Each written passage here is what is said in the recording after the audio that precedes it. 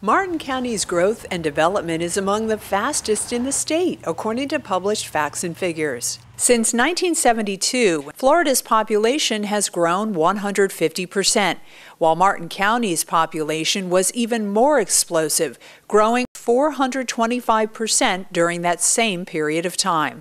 Florida per capita income adjusted for inflation grew by 300%.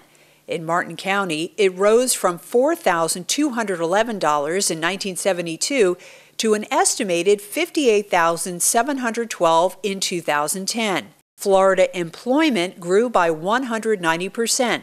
Martin County's went from 7,400 jobs in 1972 to 49,482 jobs in 2010, an increase of 569%.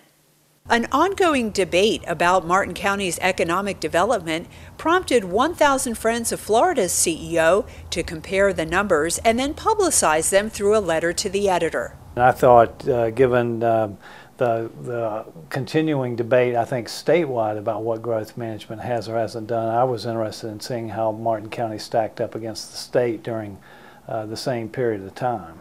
When you really look at the numbers, it's pretty clear that growth management has not been the enemy of economic development that a lot of people would tell you about. And I think, again, that's based on the idea that a lot of people would like to see looser controls to make it easier for more growth and development, regardless of community values. One of those proposed developments, Hope Grove, is now before the Treasure Coast Regional Planning Council. Hope Grove would be in violation of the Growth Management Plan, and it would be enormously expensive for taxpayers.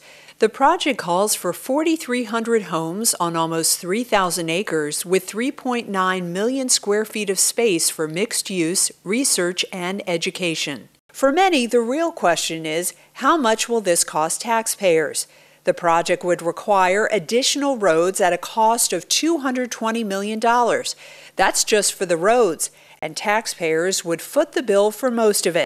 What bothers former County Commissioner Maggie Hercella and others is the fact that there are almost 3,000 acres of land available for development within the Urban Services District, where all of the services needed to live are already in place and paid for with taxpayer dollars. Our comp plan has very strong provisions in it, not always obeyed, but they're there, which says that growth will pay for itself, that the existing taxpayers are not going to be saddled with the bill for the new facilities that growth brings. And that, I think, helps the economy and it helps the existing residents. The existing residents also have the predictability that you don't put incompatible commercial uses in the middle of a residential area. They have some dependability, their neighborhood will be protected. And the small businessman in town who's paying the taxes now already, and paying a big share of the taxes, has some predictability that he's not going to pay for his competitors' development.